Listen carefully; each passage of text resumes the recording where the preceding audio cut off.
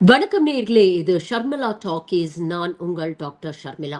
சமீபத்துல தமிழ்நாட்டுக்கு வந்த பரக்கல பிரபாகர், நம்ம நிதி அமைச்சர் நிர்மலா சீதாராமனுடைய கணவர், ஒரு முக்கியமான விஷயத்த ஒரு நேர்காணல்ல பதிவு பண்ணியிருக்கிறாரு. அதாவது ஒரு மீட்டிங்ல அவர் பேசியிருக்கிறாரு. இந்த எஸ்ஐஆர், ஸ்பெஷல் இன்டென்சிவ் ரிவிஷன், தமிழ்நாட்டுக்கு எவ்வளவு பெரிய ஆபத்து அப்படிங்கிறத தரவுகளோட அவர் முன் வச்சிருக்கிறார். அவர் சொல்லக்கூடிய விஷயங்களை கேட்கும்போது உண்மையிலேயே ரொம்ப பயமா இருக்கு, பதட்டமா இருக்கு. அவர் என்ன சொல்றாரு? தமிழ்நாட்டில் இருக்கக்கூடிய கட்சிகள் திமுக, அதிமுக போன்ற கட்சிகள்லாம் ரொம்ப விபரமா இருந்தாலும், ரொம்ப விஜிலண்டா இருந்தாலுமே, இந்த விஷயத்துல நீங்க இன்னும் கடுமையான நடவடிக்கைகளை எடுக்கணும். இங்க இருக்கக்கூடிய மக்கள் ரியாக்ட் பண்ணணும் அப்படின்னு சொல்லிட்டு அதற்கான காரணத்துக்கு சொல்றாரு.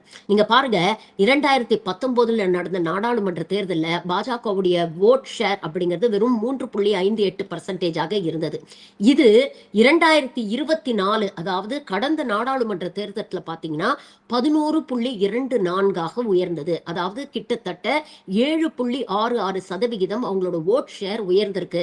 இதை தொடர்ந்து பாஜக தரப்புல இருந்து பாஜக தலைவர்கள் பல்வேறு காலகட்டங்கள்ல பதிவு செஞ்சுட்டே வராங்க. எங்களுக்கு ஆதரவு பெருகிடுச்சு, எங்களுக்கு ஓட் ஷேர் உயர்ந்துருச்சு அப்படிங்கிற விஷயங்களை சொல்றாங்க. ஆனா உண்மையிலேயே பாஜகவுக்கான ஓட் ஷேர் உயர்ந்திருக்கா அப்படிங்கறத நாம தெரிஞ்சுக்கணும்னா, எந்த அளவுக்கு ஓட் ஹைக்கிங் 2024 தேர்தலில் நடந்திருக்கு அப்படிங்கறத புரிஞ்சுக்கணும். அதாவது போலிங் பர்சன்டேஜை இவங்க எந்த அளவுக்கு மேனிப்புலேட் பண்றாங்க அப்படின்னு. 2024 தேர்தலில் நீங்க பாத்தீங்கன்னா, எலெக்ஷன் கமிஷன் ஆஃப் இந்தியா எத்தனை வாக்குகள் பதிவானது அப்படிங்கறத ரொம்ப காலம் கடந்துதான் வெளியிட்டாங்க. ஃபர்ஸ்ட் ஃபேஸ்க்கு பாத்தீங்கன்னா 11 நாளைக்கு அப்புறம் தான் வெளியிட்டாங்க.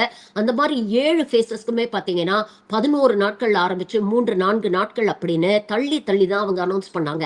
அதே மாதிரி அவங்க அனௌன்ஸ் பண்ண ப்ரொவிஷனல் ஃபிகருக்கும் ஃபைனல் ஃபிகருக்கும் நிறைய வித்தியாசம் இருந்தது. கிட்டத்தட்ட 12% வரைக்கும் வித்தியாசம் இருந்தது அப்படின்னு நம்ம எல்லாருக்குமே தெரியும். அதே மாதிரி தான் தமிழ்நாட்டிலையும் வித்தியாசம் இருந்தது.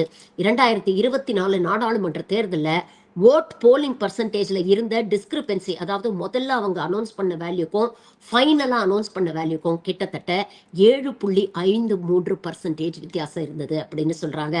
இப்போ கூட்டி கழிச்சு பாருங்க, கனெக்ட் த டாட்ஸ் அப்படின்னு சொல்றாரு. 7.66% இவங்களோட ஓட் ஷேர் இன்க்ரீஸ் ஆயிருக்குன்னு பிஜேபி கிளைம் பண்றாங்க.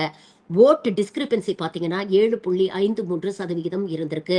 அப்போ மொத்தம் பதிவான வாக்குகள் எல்லாம் போலி வாக்குகள் அப்படிங்கிறது இதுல இருந்தே நமக்கு தெரிய வரலையா அப்படிங்கிற ஒரு நியாயமான ஒரு கேள்வியை கேட்டிருக்காரு. இந்த கேள்வியை நம்ம எழுப்பணும்னா, பாஜக தரப்புல இருந்து விவாதம் பண்ணக்கூடியவர்கள் என்ன தெரியுமா சொல்லுவாங்க? அப்படி பார்த்தானா பாஜக ஓட் சோரி பண்ணி தான், ஓட்டை மேனிப்புலேட் பண்ணி தான் ஜெயிக்குதுன்னா, நாங்க எல்லா மாநிலத்திலையும் ஜெயிச்சிருக்க மாட்டோமா? அப்கி பார் 400 பார்னு சொன்னோமே, அவ்வளவு மாநிலங்கள், அவ்வளவு தொகுதிகளில் நாங்க ஜெயிச்சிருக்க மாட்டோமா? எப்படி நாங்க கர்நாடகால தோத்து போனோம்? எப்படி நாங்க தமிழ்நாட்டுல தோத்து போனோம்? அப்படிங்கிற ஒரு கேள்வியை கேட்பாங்க. இதற்கு பெரும்பாலான எதிர்கட்சிகள் கிட்ட பதில் இருக்காது. அப்ப நீங்க ஜெயிச்ச மாநிலங்கள்ல எல்லாம் ஓட்சோரி நடந்திருக்கா அப்படின்னு கேட்டா அவங்களால பதில் சொல்ல முடியாது. இதான் அவர் ரொம்ப டிபிக்கலா கசினோ சிண்ட்ரோம் அப்படின்னு சொல்றாங்க. அதாவது பெரிய பெரிய சுற்றுலா தலங்கள்லாம் போனீங்கன்னா கசினோ இருக்கும். அதாவது சூதாடக்கூடிய அந்த இடங்கள் இருக்கும் இல்லையா? இந்த சூதாடுற இடத்துக்கு நீங்க போனீங்கன்னா, நீங்க பணத்தை வச்சு சூதாடுவீங்க. அப்படி இருக்கும் பொழுது, அங்க நாம ஜெயிக்கவே மாட்டோம் அப்படின்னு தெரிஞ்சதுன்னா, எவனாவது அடுத்த நாள் போய் விளையாடுவானா? விளையாட மாட்டான். அப்போ அந்த சூதாட்டத்தை நடத்துபவர்கள் என்ன பண்ணுவாங்க அப்படின்னு பார்த்தீங்கன்னா, முதல்ல உங்கள ஜெயிக்க விடுவாங்க. நீங்க ஒரு 2 கேம் ஆடுவீங்க. ஒரு 2 கேம் ஜெயிப்பீங்க. அதுக்கப்புறம் ஒரு கேம் தோப்பீங்க. அடுத்தது ஒரு 2 கேம் ஜெயிப்பீங்க. திரும்ப அவன் ஒரு 3 கேம் வாய்ப்பு இருக்கு அப்படிங்கிற ஹோப்ப கிரியேட் பண்ணி உங்கள மேலும் மேலும் விளையாட வைப்பாங்க. அந்த ஜெயிக்கிறதுக்கான வாய்ப்பு நமக்கு இருக்கு அப்படிங்கிற அந்த எதிர்பார்ப்பு, அந்த ஹோப் நமக்குள்ள இருக்கிற வரைக்கும் தான் நாம தொடர்ந்து விளையாடுவோம். இல்லன்னா நாம விளையாட்டை நிப்பாட்டிடுவோம். எண்ட் ஆஃப் த டே நாம என்னமோ 4, 5 கேம் ஜெயிச்சிட்டோம்னு நாம நினைப்போம். ஆனா உண்மையிலேயே ஜெயிச்சது கசினோ காரனா தான் இருக்கும். அவன் தான் நம்ம கிட்ட இருந்து நம்ம பணத்தை மொத்தமா சுருட்டி எடுத்திருப்பான். கிட்டத்தட்ட இங்கேயும் அதே மாதிரி தான் நடக்குது. ஒப்புக்கு எதிர்கட்சிகளை 1-2 மாநிலங்கள்ல ஜெயிக்க விடுறாங்க. அப்பதான் இவங்க செய்யக்கூடிய இந்த ஓட்டு திருட்டை வெளிப்படையாக யாராலையும் கண்டனம் செய்ய முடியாது அப்படிங்கறது அவங்களுக்கு தெரியும். அப்படி சொன்னாலும் உங்க ஆட்சி செய்யற மாநிலத்துல அது நடக்கலையா அப்படின்னு கேட்ட கேள்விகளால அவங்கள மடக்கலாம். இது ரொம்ப தெளிவா செஞ்சிருக்கிறாங்க. உதாரணத்துக்கு பாத்தீங்கன்னா, ஜார்க்கண்ட் மாநிலத்துல இந்தியா கூட்டணியை ஜெயிக்க விடுறாங்க. ஆனா மகாராஷ்டிரா பெரிய மாநிலம், செல்வம் புழங்கக்கூடிய மாநிலம். அங்க திருத்தம் பண்ணி இவங்க ஜெயிக்கிறாங்க. அதே மாதிரி கர்நாடகாவை நீங்க எடுத்துக்கங்க, பெரிய மாநிலமா இருந்தாலும் பரவாயில்ல. ஆனா பேரலா நடக்கிற ஹரியானா தேர்தல்ல நாங்க முறைகேடுகள் பண்ணி ஜெயிப்போம். ஏன்னா ஹரியானா எங்க கையில இருந்தாதான் போராடக்கூடிய விவசாயிகள் டெல்லி வரைக்கும் வராம எங்களால தடுக்க முடியும். அதே மாதிரி ஹிமாச்சல் பிரதேசம் நீங்க எடுத்துக்கங்க, ஆனா மத்திய பிரதேசம் நாங்க விட்டு கொடுக்க மாட்டோம். தெலுங்கானாவை நீங்க எடுத்துக்கங்க, ஆந்திர பிரதேஷ்ல கூட பரவாயில்ல, நாங்க விட்டு கொடுத்துடுறோம் கூட்டணி கட்சிகளுக்கு. ஆனா லோக்சபாவை நாங்க கைப்பற்றுவோம். வயநாட்லயும் ரைபரேலிலயும் ராகுல் காந்தியும் பிரியங்கா காந்தியும் ஜெயிச்சுட்டு போட்டோம். ஆனா வாரணாசியை நாங்க விட்டு கொடுக்க மாட்டோம். உங்களுக்கு எல்லாருக்கும் நல்லா ஞாபகம் இருக்கும், 2024 தேர்தல்ல முதல் 3 ரவுண்ட்ல வாரணாசி தொகுதியில மோடி பின்தங்கி இருந்தார். அதுக்கப்புறம் தான் இவர் வெற்றி பெற்றார் அப்படின்னு 2 மணி நேரம் எலெக்ஷன் வெப்சைட்டையே ஹேங் பண்ணி விட்டுட்டு இவங்க அனௌன்ஸ் பண்ணாங்க அப்படிங்கிற கூத்தெல்லாம் நம்ம பார்த்துட்டு தானே இருந்தோம். இதைத்தான் டிப்பிக்கல் கெசினோ சிண்ட்ரோம் அப்படின்னு சொல்றாங்க. இதற்கு பலியாகி விடாதீர்கள் அப்படின்னு இங்க இருக்கக்கூடிய பொலிட்டிக்கல் பார்ட்டிஸை அவர் எச்சரிக்கை பண்றாரு. ஏன்னா இவங்க விளையாடக்கூடிய விளையாட்டு ரொம்ப ஆபத்தான, ரொம்ப டீப்பான, ரொம்ப கிளவரான ஒரு கேம். சும்மாவா சொல்றாங்க அமித்ஷாவை அரசியல் சாணக்கியர் அப்படின்னு? அடுத்தது அவர் என்ன சொல்றாரு அப்படின்னு பாத்தீங்கன்னா, ஒரு ஜனநாயக நாட்டுல யார் வேணா பிரதமரா இருக்கலாம். இப்ப நமக்கு கூட மோடி பிரதமரா இருக்கிறது நமக்கு பிரச்சனை இல்லை. யாரு பிரதமராக வந்தாலும், அது எந்த கட்சியை சேர்ந்தவங்க வந்தாலும், அந்த தேர்தல் வெற்றி ஒரு நியாயமான வெற்றியா இருக்கணும். அவங்க பதவிக்கு வந்ததுக்கு அப்புறம் ஜனநாயக ரீதியில ஆட்சி அமைக்கணும் அப்படிங்கிறது தான் நம்மளுடைய எண்ணம். இந்த தேர்தல்ல மோடி ஜெயிச்சிட்டாருன்னா கூட தேர்தல் நியாயமா நடக்குது அப்படிங்கிற ஹோப் நமக்கு இருந்ததுன்னா, அடுத்து வரக்கூடிய தேர்தல்ல இவங்க செய்யக்கூடிய அநியாயங்கள் எல்லாம் நம்ம எடுத்து சொல்லி இவர்களை தோக்கடிக்கலாம், அதற்கான ஜனநாயக உரிமை நம்ம கிட்ட இருக்கு அப்படிங்கிற ஆறுதலாவது நமக்கு இருக்கும். இன்னைக்கு என்ன பண்ணாலும் இவங்களை தோற்கடிக்க முடியாது அப்படிங்கிற ஒரு நிலைமைக்கு எதிர்கட்சியையும் மக்களையும் தள்ளுறாங்க. ஒரு கேம்ல வின் பண்றதுக்கான ஆப்பர்ச்சுனிட்டிஸ் நமக்கு இருந்தாதான் அது ஒரு நியாயமான கேமா இருக்கும். ஆனா நீ என்ன பண்ணாலும் உனக்கு ஜெயிக்கிறதுக்கு வாய்ப்பே இல்லை அப்படின்னு சொல்றது ஒரு ஜனநாயக படுகொலை இல்லையா? அதைத்தான் இவங்க எஸ்ஐஆர் மூலமா பண்ணிட்டு இருக்கிறாங்க.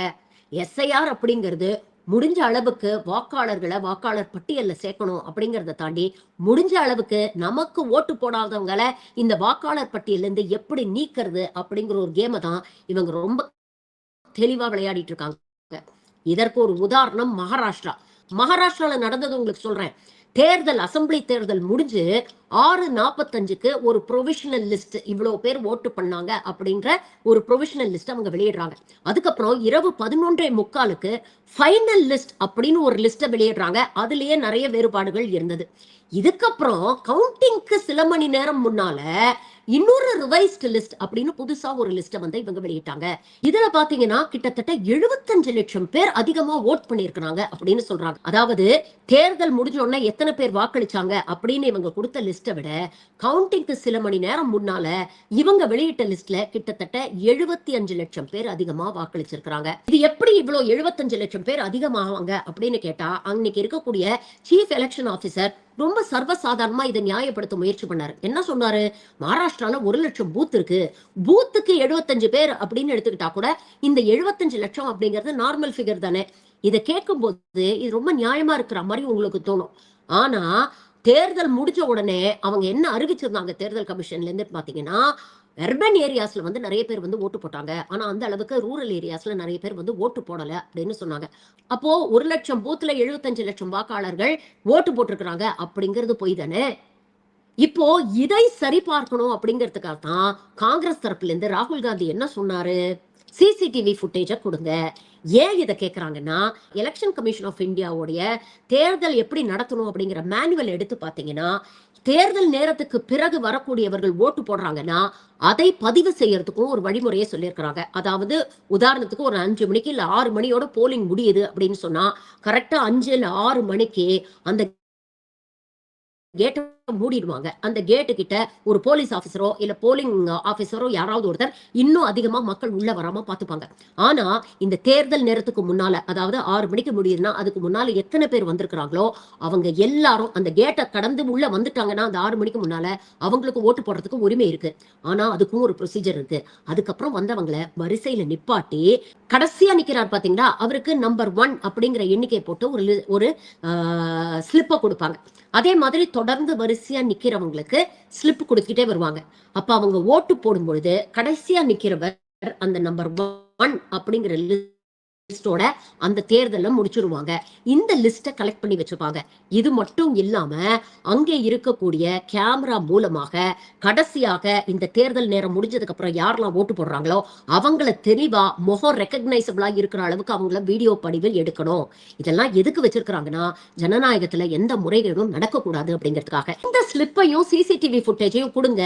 75 லட்சம் பேர் எப்படி எக்ஸ்ட்ரா ஓட்டு போட்டாங்கிறத நாங்க வெரிஃபை பண்றோம், யாரெல்லாம் போட்டிருக்காங்க அப்படிங்கறத நாங்க வெரிஃபை பண்றோம் அப்படின்னு ராகுல் காந்தி கேட்டதுக்கு தான் அவசரமா பாஜகவும் எலெக்ஷன் கமிஷனும் சேர்ந்து தேர்தல் ஃபுட்டேஜ் எல்லாம் கொடுக்க வேண்டிய அவசியம் இல்லை அப்படின்னு ஒரு தீர்மானத்தை நிறைவேற்றாங்க.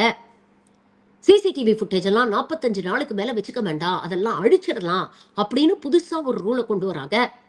இதே முறைகேட ஓட் ஷோரின் போது ராகுல் காந்தி எழுப்பினதுக்கு சீஃப் எலெக்ஷன் கமிஷனர் ஞானேஷ்குமார் என்ன சொன்னாரு?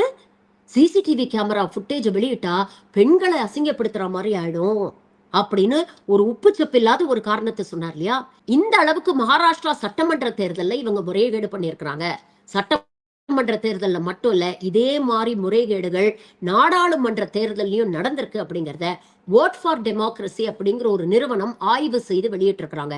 அவங்க என்ன சொல்லியிருக்கிறாங்கன்னா, இந்த மாதிரி முறைகேடு மூலமா கிட்டத்தட்ட 15 மாநிலங்கள்ல 79 சீட்டை இவங்க ரிசல்ட்டை மாத்தி இருக்கிறாங்க. வெற்றி தோல்வியை இவர்கள் தீர்மானித்திருக்கிறார்கள் அப்படின்னு சொல்றாங்க. உண்மையிலேயே இந்த முறைகேடு நடக்காம இருந்ததுன்னா 2024 தேர்தல் எப்படி தெரியுமா இருந்திருக்கும் ரிசல்ட்? என்டிஏ 2024 முறைகேடு பண்ணி ஜெயிச்ச சீட் எவ்வளவு தெரியுமா? 293. இந்த 79 சீட் அவங்க ஜெயிக்காம இருந்திருந்தா அவங்களோட எண்ணிக்கை 214 நின்று இருக்கும். இந்தியா கூட்டணி நியாயமாக நேர்மையாக தேர்தலை சந்திச்சு ஜெயிச்ச சீட்ஸ் 234. இந்த 79 சீட்டை பிஜேபி களவாடாம இருந்திருந்ததுன்னா இன்னைக்கு 313 சீட்டோட இந்தியா கூட்டணி ஆட்சி அமைச்சிருக்கும். இதுதான் உண்மை. சரி, இது 2024 தான் நடந்திருக்கா அப்படின்னு கேட்டீங்கன்னா இல்ல, அதுக்கு முன்னாடியும் நடந்திருக்கு, தமிழ்நாட்டிலேயே நடந்திருக்கு அப்படிங்கிற அடுத்த குண்டு அவர் தூக்கி போடுறார். 2019 நாடாளுமன்ற தேர்தல்ல கன்னியாகுமரி தொகுதியில இருக்கக்கூடிய 6 அசம்பிளி செக்மெண்ட்ல 5 அசம்பிளி செக்மெண்ட்ல கிட்டத்தட்ட 1,80,000 ஓட்டுகளை இவங்க டிலீட் பண்ணியிருக்கிறாங்க. இந்த பிரச்சனை தேர்தல் நடக்கிற அன்னைக்குதான் தெரிய வந்திருக்கு. அப்படி தெரிய வந்தோடனே நிறைய மக்கள் வாக்குச்சாவடிக்கு போகும்போது அங்க கட்சி சார்பில் இருக்கக்கூடிய போலிங் ஏஜென்ட்ஸ், பூத் ஏஜென்ட்ஸ் கிட்ட இருக்கக்கூடிய லிஸ்ட்ல அவங்க பேர் இருக்கு. ஆனா எலெக்ஷன் கமிஷன் சார்பில் போலிங் ஆபீசர்ஸ் இருக்காங்களே அவங்க வச்சிருக்கிற லிஸ்ட்ல பேர் இல்ல. இதை மக்கள் ஒரு பெரிய பிரச்சனையா எழுப்பினதுக்கு அப்புறம் அங்க இருக்கக்கூடிய சிவில் சொசைட்டி ஆக்டிவிஸ்ட் எல்லாம் சேர்ந்து போராட்டம் பண்ணி இதை ஒரு பெரிய பிரச்சனையாக்குனாங்க. அப்போ அங்க இருக்கக்கூடிய ரிட்டர்னிங் ஆபீசர் இதெல்லாம் ஒண்ணும் இல்ல, இந்த லிஸ்ட் தான் கரெக்ட் அப்படின்னு ஆர்கியூ பண்ணாரு. ஆனா சீஃப் எலெக்ஷன் ஆபீசர் இவங்க சொல்லக்கூடிய கம்ப்ளைண்ட் கேட்டு நான் இதை விசாரிக்கிறேன், கடைசியில வேற வழியே இல்லாம ஆமா விட்டு போயிருக்கு, ஆனா நீங்க சொல்ற அளவுக்கு 1,80,000 இல்ல, 10,000 ஓட்டு விட்டு போயிருக்கு அப்படின்னு சொல்லி இருக்கிறாங்க. ஓட்டா இருந்தானே 10,000 ஓட்டா இருந்தானே முறைகேடு தானே. இந்த முறைகேடுகளை பத்தி நம்ம கேள்வி கேட்டோம்னா எலெக்ஷன் கமிஷன் பதில் சொல்றதை விட பிஜேபி காரங்க பாஞ்சு பதில் சொல்றாங்களே. ஏன் தென்னை மரத்துல தேள் கொட்டினா பரமரத்துல ஏன் அப்படிங்கிற கேள்வியை நாம யோசிக்க வேண்டாமா? அப்போ பிஜேபியும் எலெக்ஷன் கமிஷன் ஆஃப் இந்தியாவும் கிட்டு இந்த திருட்டுத்தனத்துல ஈடுபடுறாங்க அப்படிங்கறது நமக்கு ரொம்ப தெளிவாக தெரிகிறது. ஏன் பிஜேபி இதெல்லாம் பண்ணுதுன்னு நினைக்கிறீங்க? ரொம்ப சிம்பிள். எல்லா காலத்தையும் மக்களை பேச்சு பேசி கம்யூனல் பாலிடிக்ஸ் பேசி பிரிவினை ஏமாற்ற முடியாது. அப்படி வெளிப்படுத்தும் பொழுது எப்படியாவது ஆட்சி தேவை இருக்கு இல்லையா? ஆட்சி இருந்தா இங்க இவ்வளவு அவங்களால நடைமுறைப்படுத்த முடியும். அப்பா எதை வேணா செஞ்சு ஆட்சிக்கு வரலாம், எந்த எக்ஸ்டுக்கு வேணாலும் போகலாம் அப்படின்னு நினைச்சுதான் இவங்க இந்த விஷயங்கள் எல்லாம் பண்ணிட்டு இருக்காங்க. இதை தொடர்ந்து தமிழ்நாடு மக்கள் கேள்வி கேட்கணும். இன்னைக்கு நாட்டுல பல விஷயங்களுக்கு முன்னோடியாக தமிழ்நாடு இருந்திருக்கிறது. மொழி உரிமைக்காக நாம பேசியிருக்கிறோம், மாநில உரிமைகளுக்காக பேசியிருக்கிறோம். இப்போ அடுத்த ஒட்டுமொத்த இந்தியாவில் இருக்கக்கூடிய இந்திய மக்களுடைய வாக்குரிமைக்காகவும் பேச வேண்டிய ஒரு கடமை ஒவ்வொரு தமிழனுக்கும் இருக்கு. இப்ப நாம பேசலன்னா என்ன நடக்கும் தெரியுமா? 2019ல 3% வாக்கு வாங்கின பாஜக இப்ப 11% வந்துட்டு அப்படின்னு பொய் புழுகுறாங்கல்ல. இது அடுத்த தேர்தல்ல 20%, 25% மாறும்.